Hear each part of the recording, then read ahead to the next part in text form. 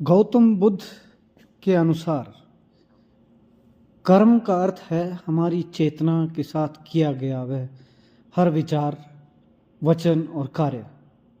बुद्ध के अनुसार कर्म केवल काम नहीं बल्कि उसके पीछे की भावना सबसे ज़्यादा महत्वपूर्ण होती है।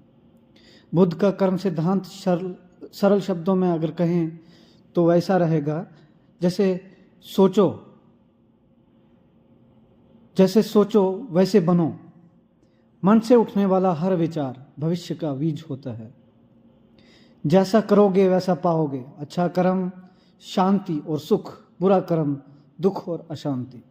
कर्म का फल तुरंत या बाद में मिलता है। अगर ऐसा कहें तो कुछ कर्मों का परिणाम तुरंत मिलता है और कुछ का जीवन के पश्चात धीरे धीरे उसका फल मिलेगा। क्षमा और करुणा भी कर्म है। सिर्फ कर्म ही नहीं बल्कि प्रेम, दया और अहिंसा भी महान कर्म माने गए हैं। बुद्ध के अनुसार हम जैसा आज हैं वह हमारे बीते विचारों का परिणाम है और हम जो कल होंगे वह हमारे आज के विचारों पर निर्भर करता है। बुद्ध के अनुसार कर्म सिर्फ कार्य नहीं बल्कि हमारे विचार और भावनाएं और हमारा भविष्य बनाती हैं। जब हम करुणा, सत्य और प्रेम से कर्म करते हैं तो जीवन में शांति और संतुलन आता है। हर छोटा कर्म भी हमारे भाग्य की दिशा को बदल सकता है। अगर बुद्ध के अनुसार कर्मों को थोड़ा और गहराई से समझो तो कर्म भाग्य नहीं है। बुद्ध ने कहा कि सब कुछ किस्मत से नहीं होता।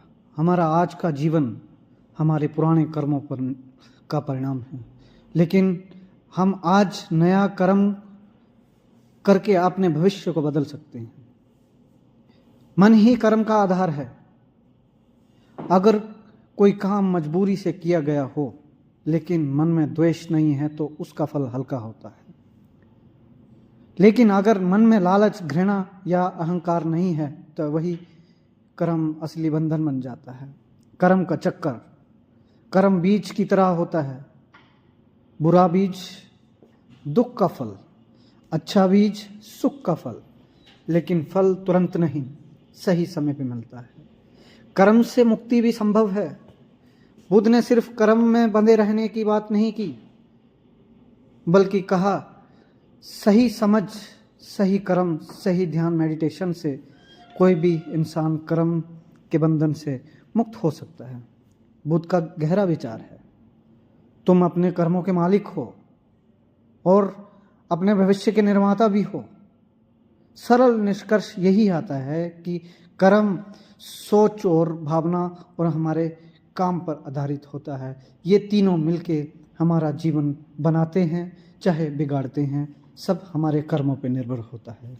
धन्यवाद।